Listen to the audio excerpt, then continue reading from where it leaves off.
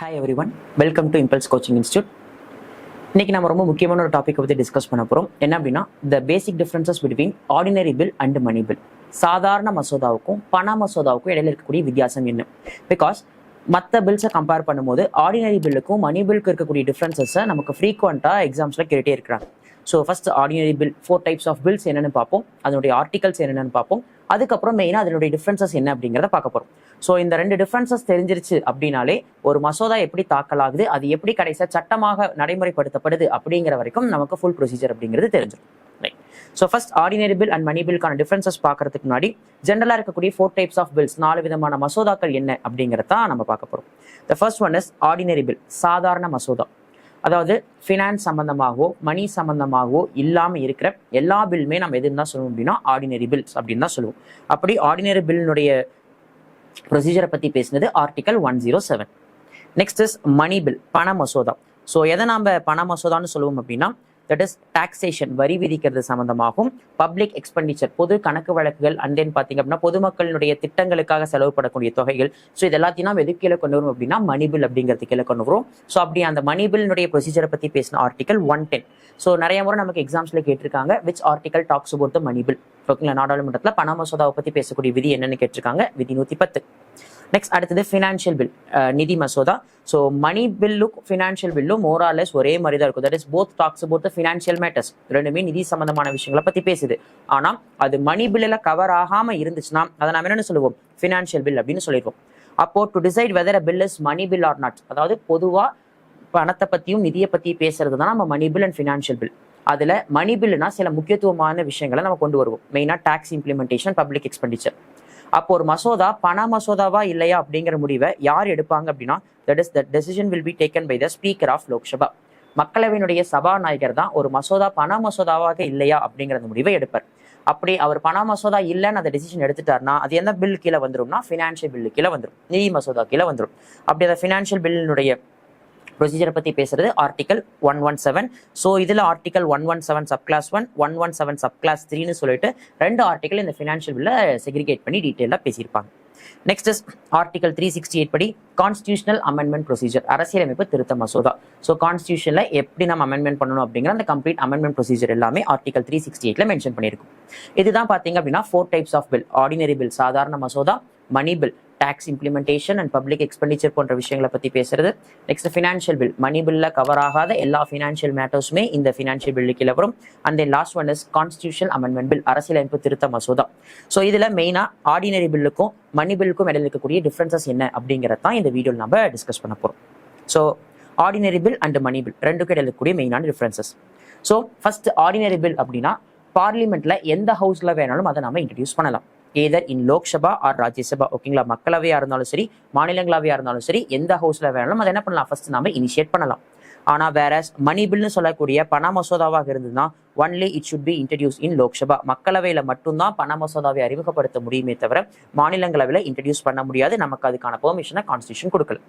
So first difference என்ன அப்படின்னா ordinary bill ஒரு சாதாரண மசோதா இருக்கு அப்படின்னா that can be introduce in either houses of the parliament, நாடாளுமன்றத்தின் எந்த வேலை வேணாலும் அறிமுகப்படுத்தலாம். ஆனா இதுவே மணி பில்னு சொல்லக்கூடிய பண மசோதாவாக இருந்தால் should be implemented or introduce only in Lok Sabha. மக்களவையில மட்டும்தான் அறிமுகப்படுத்த முடியும், ராஜ்யசபால இன்ட்ரடியூஸ் பண்ண முடியாது. ஆனா லோக்சபால இன்ட்ரடியூஸ் பண்ணதுக்கு பிறகு நம்ம செகண்ட் எங்க மூவ் பண்ணிக்கலாம், we can move to the Rajya Sabha. Next second difference என்ன அப்படின்னா இந்த ஆர்டினரி பில்ல யார் இன்ட்ரடியூஸ் பண்ணலாம் அப்படின்னா it can be introduce either by minister or by member of the house. அதாவது ஒரு மினிஸ்டர் ஒரு மசோதாவை அறிமுகப்படுத்துறாரு அப்படின்னா அந்த மசோதாவை நம்ம என்னன்னு சொல்லுவோம் அப்படின்னா we call it as a public bill, பொது மசோதா அப்படின்னு நம்ம சொல்லுவோம். ஒரு மசோதாவை மினிஸ்டர் இன்ட்ரடியூஸ் பண்றாருன்னா that is called as public bill, பொது மசோதா. அதுவே அதர் தேன் மினிஸ்டர் இல்லாம ஒரு ஆர்டினரி லோக்சபா மெம்பர் அதை ராஜ்யசபா மெம்பர் அதை இன்ட்ரடியூஸ் பண்றாருன்னா that is called as the private member bill, தனிநபர் மசோதா அப்படின்னு சொல்லுவாங்க. ஸோ அப்படி ஒரு அமைச்சர் ஒரு மசோதாவை அறிமுகப்படுத்துறாருன்னா அந்த மசோதாக்கு என்ன பேரு, பப்ளிக் பில், பொது மசோதா. இல்ல அமைச்சர் அல்லாத ஒரு ஆர்டினரி மெம்பர் அந்த பில் இன்ட்ரடியூஸ் பண்றார் ஹவுஸ்ல அப்படின்னா that is called as private bill. ஓகேங்களா, தனிநபர் மசோதா. அப்படி ஒரு ஆர்டினரி பில்ல எந்த பில்லா நம்ம இன்ட்ரடியூஸ் பண்ணலாம்னா we can introduce either as a public bill or private bill. அப்படின்னு என்ன அர்த்தம், ஒரு சாதாரண மசோதாவை அமைச்சரும் இன்ட்ரடியூஸ் பண்ணலாம், இல்ல ஒரு தனிநபரும் இன்ட்ரடியூஸ் பண்ணலாம், யாரு வேணாலும் அந்த மசோதாவை அறிமுகப்படுத்தலாம், எந்த விதமான ரெஸ்ட்ரிக்ஷன்ஸும் இல்லை.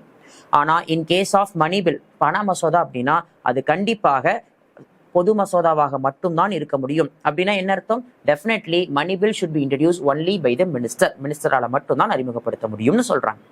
ஒரு ordinary bill it can be either a public bill or private bill, whereas money bill should be only as a public bill.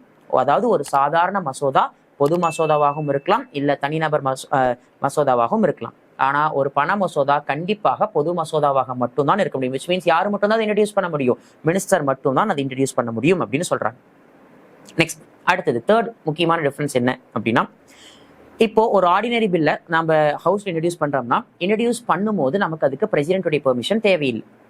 அது இன்ட்ரடியூஸ் பண்ணி முடிச்சு டிஸ்கஷன்ஸ்லாம் முடிச்சு ஃபைனலா நமக்கு பிரசிடென்ட் டேபிளுக்கு வந்தா போதும். ஆனா ஒரு மணி பில்லை இன்ட்ரடியூஸ் பண்ணணும்னா definitely it should get a prior permission from the president. குடியரசுத் தலைவர் ஒப்புதல் இருந்தா மட்டும்தான் ஒரு பண மசோதான்னு சொல்லக்கூடியதை நம்மளால இன்ட்ரடியூஸ் பண்ண முடியும் பார்லிமெண்ட்ல. அதுவும் லோக்சபால மட்டும்தான் இன்ட்ரடியூஸ் பண்ண முடியும். ஸோ ஆர்டினரி பில் இன்ட்ரடியூஸ் பண்றதுக்கு யார் பெர்மிஷனும் தேவையில்லை, மெயினா குடியரசுத் தலைவர் அனுமதி தேவையில்லை. ஆனா ஒரு பண மசோதாவை நாடாளுமன்றத்தில் அறிமுகப்படுத்தணும்னா கண்டிப்பாக குடியரசுத் தலைவர் ஒப்புதல் இருந்தால் மட்டும்தான் அதை அறிமுகப்படுத்த முடியும். நெக்ஸ்ட், ஒரு ஆர்டினரி பில், ஒரு சாதாரண மசோதா குடியரசுத் தலைவர் டேபிளுக்கு போகுது. ஒருவேளை ஃபைனலா வந்துட்டு ஃபார் எக்ஸாம்பிள் ஒரு ஆர்டினரி பில் வந்துட்டு ஒரு ஹவுஸ்ல இருந்து இன்னொரு ஹவுஸ்க்கு போகுது. இன்கேஸ் இதை வந்துட்டு நம்ம லோக்சபால் இன்ட்ரடியூஸ் பண்றோம்னு வச்சுக்கோங்களேன், மக்களவையில் நம்ம அறிமுகப்படுத்துறோம்னா செகண்ட் எந்த ஹவுஸ்க்கு போகும்? ராஜ்யசபாக்கு போகும். அடுத்தது ஒருவேளை இது ராஜ்யசபால் இன்ட்ரடியூஸ் ஆயிருக்குன்னா செகண்ட் எந்த ஹவுஸ்க்கு போகும்? லோக்சபாக்கு போகும். அப்படி ஒரு ஹவுஸ்ல இருந்து இன்னொரு ஹவுஸ்க்கு போகும். அப்போ அந்த ரெண்டாவது ஹவுஸ் எதுவா வேணாலும் இருக்கலாம், ஏதர் லோக்சபா டு ராஜ்யசபாவா இருக்கலாம், இல்ல ராஜ்யசபா டு லோக்சபாவா இருக்கலாம். ஸோ அப்போ ரெண்டாவது ஹவுஸ் எந்த ஹவுஸா வேணாலும் இருக்கலாம். அப்படி ஒரு அவையிலேருந்து இன்னொரு அவைக்கு போகும்போது அதை அந்த ஆர்டினரி பில்ல அந்த ரெண்டாவது ஹவுஸ் என்ன பண்ணலாம் அப்படின்னா, தே கேன் அக்செப்ட். ஓகே, முதல் ஹவுஸ் சொன்ன விஷயங்களை நாங்கள் அக்செப்ட் பண்ணிக்கிறோம்னு சொல்லலாம். இல்லை எங்களால் அதை அக்செப்ட் பண்ணிக்க முடியாது, we are going to reject, நாங்கள் அதை ரிஜெக்ட் பண்ணுறோம் அப்படின்னு சொல்லலாம். மூணாவது, we are going to amend in that, அதில் நாங்கள் திருத்தம் பண்ண போகிறோம்னு சொல்லலாம். அப்போ ஒரு ஆர்டினரி பில் மொதல் ஹவுஸ்ல இன்ட்ரடியூஸ் ஆகி நிறைய ப்ராசஸ் முடிஞ்சு ரெண்டாவது ஹவுஸ்க்கு போகுது அப்படின்னா அந்த ரெண்டாவது ஹவுஸ் என்ன பண்ணலாம்? அந்த ஆர்டினரி பில்லை அக்செப்ட் பண்ணிக்கலாம், ஏத்துக்கலாம். மொதல் ஹவுஸ் சொன்ன விஷயங்களை அப்படியே அக்செப்ட் பண்ணிக்கலாம். செகண்ட், ரிஜெக்ட் பண்ணிக்கலாம், வேண்டாம் நீங்க சொன்னதுல எங்களுக்கு உடன்பாடு இல்லைன்னு சொல்லி அதை நிராகரிச்சிடலாம். மூணாவது, தே கேன் அமெண்ட், நீங்க சொன்னதுல நாங்க சில திருத்தம் வச்சிருக்கோம்னு சொல்லி திருத்தம் பண்ணலாம்.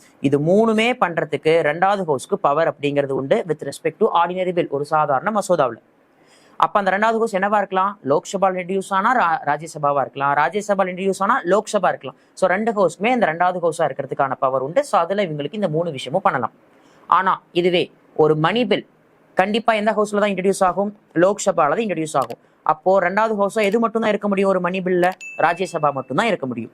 அப்படி லோக்சபால மட்டுமே இன்ட்ரடியூஸ் ஆகி ரெண்டாவது ஹவுஸ் ராஜ்யசபாக்கு போகும்போது அதுல அந்த ராஜ்யசபாக்கு என்னென்ன பவர்ஸ் எல்லாம் இருக்கு அப்படின்னா, தே கேன் அக்செப்ட். ஓகேங்களா? அதாவது மக்களவை அனுப்பிச்சு வச்சிருக்கிற அந்த பண மசோதாவை என்ன பண்ணிக்கலாம்? அக்செப்ட் பண்ணிக்கலாம். ஓகேங்களா? ரெண்டாவது என்ன பண்ண முடியாது அப்படின்னா, தே cannot amend or reject. அவங்க திருத்தம் செய்யவோ இல்ல ரிஜெக்ட் பண்ணவோ முடியாது. அது ரெண்டுக்குமே அவங்களுக்கு என்ன கிடையாது? பெர்மிஷன் கிடையாது. எதுல? With respect to money bill. ஒரு பண மசோதா மக்களவையில் அறிமுகமாகி மாநிலங்களவைக்கு போகுது அப்படின்னா அதுல ரெண்டாவது அவையா இருக்கிற அந்த மாநிலங்களவை அந்த பண மசோதாவை ஒன்னு அக்செப்ட் பண்ணிக்கலாம், அதுக்கு பவர் உண்டு. அப்படி இல்லைன்னா அமெண்ட் பண்றதுக்கு பரிந்துரைகளை கொடுக்கலாம், ரெக்கமெண்டேஷன்ஸ் கொடுக்கலாமே தவிர கை வச்சு திருத்தறதுக்கோ இல்ல இந்த பில் வேண்டான்னு நிராகரிக்கிறதுக்கோ ராஜ்யசபாக்கு பவர் இல்ல. முழுக்க முழுக்க அந்த பவர் யாருக்கு தான் இருக்குன்னா only it lies in the hands of Lok Sabha. அப்போ ஒரு ஹவுஸ்ல இருந்து இன்னொரு ஹவுஸ்க்கு ஒரு பில் போகுதுன்னா ஆர்டினரி பில்லா இருந்தா ரெண்டாவது ஹவுஸ் என்ன பண்ணலாம்? அதை அக்செப்ட் பண்ணிக்கலாம், அமெண்ட் பண்ணி கை வச்சு திருத்தலாம், இல்ல ரிஜெக்ட் பண்ணலாம், என்ன வேணாலும் செய்யலாம். ஆனா ஒரு மணி பில் பண மசோதா லோக்சபால இருந்து ராஜ்யசபாக்கு போகுதுன்னா கண்டிப்பா லோக்சபால தான் இன்ட்ரடியூஸ் ஆகும். அப்ப ரெண்டாவது ஹவுஸா ராஜ்யசபா மட்டும் தான் இருக்க முடியும். அப்ப அந்த ரெண்டாவது ஹவுஸா இருக்கிற ராஜ்யசபாக்கு மணி பில்ல என்ன பவர்ஸ் மட்டும் தான் இருக்கு அப்படின்னா, ஒன்லி தே கேன் அக்செப்ட், அதை அக்செப்ட் பண்ணிக்கலாம். இல்லையா அமெண்ட் பண்றதுக்கு பரிந்துரைக்கலாம், they can recommend for amendments. ஓகேங்களா? பட் ஆனா என்ன பண்ண முடியாது? கை வச்சு திருத்த முடியாது, அமெண்ட்மெண்ட் பண்ண முடியாது. Or else they can't reject, அது வேண்டாம் அப்படின்னு சொல்லிட்டு நிராகரிக்கிறதுக்கு அவங்களுக்கு பவர்ங்கிறது கிடையாது with respect to that money bill. அப்படி ஒரு ஹவுஸ்ல இருந்து இன்னொரு ஹவுஸ்க்கு போகக்கூடிய அந்த ஆர்டினரி பில் அப்படிங்கிறது ஃபர்ஸ்ட் ஹவுஸ் லோக்சபால இருந்து ராஜ்யசபா போனாலும் சரி இல்ல ராஜ்யசபால இருந்து லோக்சபாக்கு போனாலும் சரி அந்த ரெண்டாவது ஹவுஸ் எவ்வளவு நாள் வரைக்கும் முடிவெடுக்காம காலம் தாழ்த்தலாம் அப்படின்னா ஃபார் பீரியட் ஆஃப் 6 months 6 மாசம் வரைக்கும் ஒரு ஆர்டினரி பில்ல டெசிஷன் எடுக்காம ரெண்டாவது ஹவுஸ் காலம் தாழ்த்த முடியும். ஆனா ஒரு மணி பில்லுல கண்டிப்பா ரெண்டாவது ஹவுஸ்ன்னு சொல்லக்கூடிய ராஜ்யசபா எத்தனை நாள் வரைக்கும் தான் வச்சிருக்க முடியும்னா ஒன்லி 14 days 14 நாட்கள் மட்டும்தான். அப்போ ஒரு ஆர்டினரி பில்லுல டெசிஷன் எடுக்கிறதுக்கு ரெண்டாவது ஹவுஸ்க்கு எவ்வளவு நாள் இருக்கு? 6 months வரைக்கும் டைம் இருக்கு. ஆனா ஒரு மணி பில்லுல ராஜ்யசபாக்கு எவ்வளவு நாள் தான் பவர் இருக்கு? Only 14 days. அப்போ ஒருவேளை அந்த 6 monthsக்குள்ளார ரெண்டாவது ஹவுஸ் டெசிஷன் எடுக்கல அப்படின்னா நம்ம எதுக்கு மூவ் பண்ணிடுவோம் அப்படின்னா we will move on to the joint sitting of the houses of parliament. So நாடாளுமன்றத்தினுடைய கூட்டு அமர்வுன்னு சொல்லக்கூடிய ஜாயின்ட் சிட்டிங்க்கு நம்ம என்ன பண்ணிடுவோம் அப்படின்னா அழைப்பு விடுத்துருவோம். ஏன்னா ஒரு ஆர்டினரி பில் 2 ஹவுஸ்னுடைய பெர்மிஷனும் இருந்து அக்செப்டன்ஸ் ஆனாதான், 2 அவையிலுமே நிறைவேறினாதான் குடியரசுத் தலைவர் டேபிளுக்கு போக முடியும். அப்பதான் குடியரசுத் தலைவர் கையெழுத்து போட்டு ஆக்டா மாற முடியும். வெறும் ஒரு ஹவுஸ் மட்டும் போட்டு இன்னொரு ஹவுஸ் போடலன்னா அது பிரசிடென்ட் டேபிளுக்கு போக முடியாது, நம்மளால அதுக்கு அசன்ட் வாங்க முடியாது. அப்போ ஒரு ஆர்டினரி பில் ஒருவேளை லோக்சபால இன்ட்ரடியூஸ் ஆகி ராஜ்யசபால 6 months வரைக்கும் இருக்கு, ஆனா எந்த ஒரு டெசிஷனுமே அந்த 2வது ஹவுஸ் எடுக்கல, 6 மாசம் ஆயிடுச்சு, எந்த ஒரு டெசிஷனுமே அந்த 2வது அவை எடுக்கல அப்படின்னா பிரசிடென்ட் என்ன பண்ணிடுவார் அப்படின்னா he called for the joint sitting of the House of Parliament. Article 108 விதி 108 பயன்படுத்தி ஜாயின்ட் சிட்டிங்னு சொல்லக்கூடிய கூட்டமர்வுக்கு அழைப்பு விடுப்பார். அப்படி கூட்டமர்வுக்கு அழைப்பு விடுக்கிறது மட்டும்தான் பிரசிடென்டே தவிர அந்த கூட்டமர்வுக்கு தலைமை தாங்கிறது யாரு, பிரசிடென்ட் ஓவர் பை, ஓகேங்களா, அந்த ஜாயின்ட் சிட்டிங்க்கு தலைமை தாங்கிறது யாரு அப்படின்னா ஸ்பீக்கர் ஆஃப் லோக்சபா, மக்களவையினுடைய சபாநாயகர் தான் அந்த அவைக்கு தலைமை தாங்குவார். ஸோ 2வது அவை 6 மாசம் தாண்டியும் எந்த ஒரு டிசிஷனும் எடுக்கல அப்படின்னா என்ன பண்ணிடுவாரு பிரசிடென்ட், ஜாயின்ட் சிட்டிங்னு சொல்லக்கூடிய கூட்டமர்வுக்கு அழைப்பு விடுத்துருவாரு. ஓகேங்களா, ரைட். ஸோ அந்த கூட்டமர்வுக்கு அழைப்பு விடுக்கிறது பிரசிடென்ட் ஆஸ் பர் ஆர்டிகல் 108. அதே அந்த கூட்டமர்வுக்கு தலைமை தாங்கிறது யாரு, ஸ்பீக்கர் ஆஃப் லோக்சபா, மக்களவை சபாநாயகர். Whereas in case of money bill, பண மசோதாவாக இருந்ததுன்னா ராஜ்யசபா டெசிஷன் எடுக்கிறதுக்கு எவ்வளவு நாள் தான் டைம், 14 days. 2வது அவையா இருக்கிற ராஜ்யசபா டெசிஷன் எடுக்கிறதுக்கு 14 நாட்கள் தான் டைம்.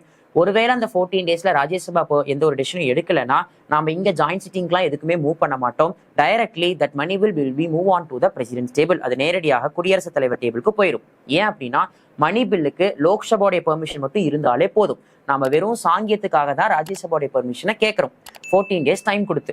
ஆனா ஒருவேளை அந்த 14 daysல ராஜ்யசபா எந்த ஒரு டிசிஷனுமே எடுக்கல அப்படின்னா, ஓகேங்களா, அக்செப்டும் பண்ணல, இல்ல அமெண்ட் பண்றதுக்கான பரிந்துரைகளையும் கொடுக்கல அப்படின்னா, இல்ல எந்த ஒரு டிசிஷனுமே எடுக்காம வச்சிருந்தாங்கனாலும் நமக்கு நோ ப்ராப்ளம். டைரக்டா அந்த லோக்சபா என்ன பண்ணிடலாம், they can move that money bill to the president table, குடியரசுத் தலைவர் டேபிள் அனுப்பிச்சு வச்சிடலாம். குடியரசுத் தலைவர் அதுக்கு அக்செப்டன்ஸ் கொடுத்துட்டா போதும். அப்போ ஆர்டினரி பில்லுல பிரசிடென்ட் டேபிளுக்கு வரணும்னா கண்டிப்பா 2 ஹவுஸ்னுடைய பெர்மிஷனும் தேவை. ஆனா மணி பில்லுக்கு 2வது ஹவுஸ் 14 days டைமுக்குள்ளார எந்த ஒரு டெசிஷனும் எடுக்கலனா லோக்சபா மட்டுமே அந்த பில் எங்க அனுப்பிச்சிடலாம், குடியரசுத் தலைவர் டேபிளுக்கு அனுப்பிச்சிடலாம். குடியரசுத் தலைவர் மட்டும் என்ன பண்ணா போதும், அதுக்கு ஒப்புதல் கொடுத்தா போதும். இந்த டைம்ல ராஜ்யசபாவுடைய பெர்மிஷன் நமக்கு தேவையில்லை. அண்ட் தென் அடுத்தது, அப்படி பிரசிடென்ட் டேபிளுக்கு ஒரு பில் பாஸ் ஆகுதுன்னு வச்சுக்கோங்க, ஓகேங்களா, ஒரு ஆர்டினரி பில் பாஸ் ஆகுதுன்னா பிரசிடென்ட் என்ன பண்ணுவாரு, first option he can accept that bill, அந்த மசோதாவுக்கு அவர் ஒப்புதல் அப்படிங்கறத கொடுக்கலாம். he can give assent to that bill. Second, he can withhold that bill, அந்த மசோதாவை நிலுவையில நிறுத்தி வைக்கலாம் அல்லது ரிஜெக்ட் பண்ணலாம். 3வது, he can send for the reconsideration, திருப்பி அனுப்பலாம். ஸோ ஒரு ஆர்டினரி பில் அப்படி பிரசிடென்ட் டேபிளுக்கு போயிடுச்சுன்னா பிரசிடென்ட் அதில் அசன்ட் கொடுக்கலாம், இல்லை வித்ஹோல்ட் நிலுவையில் அல்லது ரிஜெக்ட் பண்ணலாம். 3வது, ரீகன்சிடர் பண்ணலாம். Whereas in case of money bill, ஒரு பண மசோதா குடியரசுத் தலைவர் டேபிளுக்கு போச்சுன்னா அங்க பிரசிடென்ட்டுக்கு 2 ஆப்ஷன் தான். ஒன்று அவர் அக்செப்ட் பண்ணலாம், இல்லை என்ன பண்ணலாம் அப்படின்னா he can withhold that bill, அந்த மசோதாவை நிலுவையில் நிறுத்தி வைக்கலாம். he can't send for the reconsideration, திருப்பி அனுப்ப முடியாது. ஏன் மணி பில்ல பிரசிடென்ட்டுக்கு அந்த பவர் இல்லைன்னா ஏற்கனவே பிரசிடென்ட்டுடைய பெர்மிஷனோட தான் நம்ம என்ன பண்ணிருக்கோம், இந்த மணி பில்ல பார்லிமெண்ட்ல லோக்சபால இன்ட்ரடியூஸ் பண்ணிருக்கோம். அப்போ அவர் ஏற்கனவே என்ன பண்ணிருப்பாரு, அதை கம்ப்ளீட்டா செக் பண்ணி பார்த்துட்டு தான் லோக்சபால இன்ட்ரடியூஸ் பண்றதுக்கு பெர்மிஷன் கொடுத்திருப்பாரு. அதனால இங்க ரீகன்சிடரேஷன் பண்றதுக்கு நமக்கு பிரசிடென்ட்டுக்கு ஆப்ஷன்ஸ் கொடுக்கல, only to accept or withhold. ஆனா இதுவே in case of ordinary bill 3 விஷயங்களை பண்றதுக்கும் குடியரசுத் தலைவருக்கு பவர் அப்படிங்கிறது உண்டு. ஒருவேளை இந்த ஆர்டினரி பில் அப்படிங்கிறது, ஓகேங்களா, லோக்சபா ராஜ்யசபால ஏதாவது ஒரு இடத்துல ஓட்டிங் நடக்கும்போது வாக்கெடுப்புல டிஃபீட் ஆயிடுச்சு, விச் மீன்ஸ் பெரும்பான்மையானவங்க அந்த மசோதா தாக்கல் பண்றதுக்கு விரும்பல, whether it was defeated in voting அப்படின்னா அதுக்காக ரூல் பண்ணக்கூடிய கவர்மெண்ட் ராஜினாமா பண்ணணுங்கிற அவசியம் இல்லை. ஆனா in case of money bill, ஒரு பண மசோதா லோக்சபா ஆர் ராஜ்யசபா ஓட்டிங்ல டிஃபீட் ஆயிடுச்சு அப்படின்னா definitely the ruling government has to resign. அப்போ எப்போ ஒரு மசோதா டிஃபீட் ஆகும், when there is no majority, அவங்களுக்கு போதிய ஆதரவு இல்லைன்னா. அப்போ ஒரு அரசாங்கத்தால தாக்கல் பண்ணக்கூடிய அந்த பண மசோதான்னு சொல்லக்கூடியது வாக்கெடுப்புல தோத்து போச்சு அப்படின்னா கண்டிப்பா அந்த அரசுக்கு எது இல்லைன்னு அர்த்தம், பெரும்பான்மைன்னு சொல்லக்கூடிய மெஜாரிட்டி இல்லைன்னு அர்த்தம். ஸோ அப்போ டெஃபினட்டா they are not capable to rule the government. So அதனால அவங்க என்ன பண்ணுவாங்க, கண்டிப்பா அரசாங்கத்தை ராஜினாமா பண்ணுவாங்க. ஆர்டினரி பில் வாக்கெடுப்புல தோத்து போச்சு, ஆர்டினரி மசோதா வாக்கெடுப்புல தோத்து போச்சுன்னா அதுக்கு நம்ம அரசாங்கம் ராஜினாமா பண்ணணும்னு நெசசிட்டி கிடையாது. ஆனா அதுவே ஒரு பண மசோதா வாக்கெடுப்புல தோத்து போச்சுன்னா டெஃபினட்டா ரூல் பண்ணக்கூடிய கவர்மெண்ட் அதுக்கு பொறுப்பேற்று, எங்களுக்கு மெஜாரிட்டி இல்லைன்னு பொறுப்பேற்று கண்டிப்பா என்ன பண்ணணும், அதுக்கு தங்களுடைய கவர்மெண்ட்டை ரிசைன் பண்ணணும். ஸோ நெக்ஸ்ட் லாஸ்ட் டிஃபரன்ஸ் என்ன அப்படின்னா, ஒரு ஆர்டினரி பில் ஒரு ஹவுஸ்ல இருந்து இன்னொரு ஹவுஸ்க்கு போகுதுன்னா அதுக்கு ஸ்பீக்கருடைய அக்செப்டன்ஸ் இருக்கணும் அப்படிங்கிற அவசியம் எதுவும் கிடையாது. ஃபார் எக்ஸாம்பிள் லோக்சபால இருந்து ராஜ்யசபாக்கு போகுதுன்னா லோக்சபா ஸ்பீக்கருடைய அக்செப்டன்ஸ் இருக்கணும்னு அவசியம் இல்லை ஃபார் ஆர்டினரி பில். ஆனா ஒரு மணி பில்லா இருந்தா டெஃபினட்டா ஸ்பீக்கருடைய பெர்மிஷனோட தான் அது என்ன பண்ணணும், லோக்சபால இருந்து ராஜ்யசபாவுக்கு நம்ம மூவ் பண்ண முடியும். இதெல்லாம் தான் இந்த மெயினான differences between ordinary bill and money bill, சாதாரண மசோதாவுக்கும் பண மசோதாவுக்கும் இடையில கூடிய வித்தியாசம். அப்போ ஒரு பிரைவேட் பில்லா மட்டுமே இன்ட்ரடியூஸ் பண்ணணும்னு இல்லாம பப்ளிக் ஆர் பிரைவேட் எந்த ஹவுஸ்ல வேணாலும் இன்ட்ரடியூஸ் பண்ணலாம்னு கம்ப்ளீட் ஃப்ரீடமோட இருக்கிறது ஆர்டினரி பில், சம் ரெஸ்ட்ரிக்ஷன்ஸோட இருக்கிறது மணி பில்னு சொல்லக்கூடியது. ஏன்னா மணி பில் அப்படிங்கிறது டாக்ஸ் இம்ப்ளிமெண்டேஷன், பப்ளிக் எக்ஸ்பெண்டிச்சர் போன்ற ரொம்ப முக்கியமான விஷயங்களை டிசைட் பண்ணக்கூடிய பில்லாக அது இருக்கு. இதை தவிர மீதி எல்லாமே பத்தி பேசுறதுனால அது ஆர்டினரி பில் நம்ம சொல்றோம். அப்போ ஒரு பில் மணி பில்லா இல்லையாங்கிற decision that will be decided only by the speaker of Lok Sabha, மக்களவை சபாநாயகருக்கே அதுக்கான அதிகாரம் அப்படிங்கிறது இருக்கு. ஆனா தாக்கல் பண்ணும்போது யாருடைய பெர்மிஷனோட தான் இன்ட்ரடியூஸ் பண்ண முடியும், பிரசிடென்ட்டுடைய பெர்மிஷனோட தான் லோக்சபால மட்டும் தான் அந்த மணி பில்லை நம்மளால இன்ட்ரடியூஸ் பண்ண முடியும். ஸோ இதே மாதிரி financial bill and then constitution amendment bill பத்தின ப்ரொவிஷன்ஸ் உங்களுக்கு தெரிஞ்சிருந்தது அப்படின்னா கமெண்ட் பாக்ஸ்ல கமெண்ட் பண்ணுங்க. Thank you all.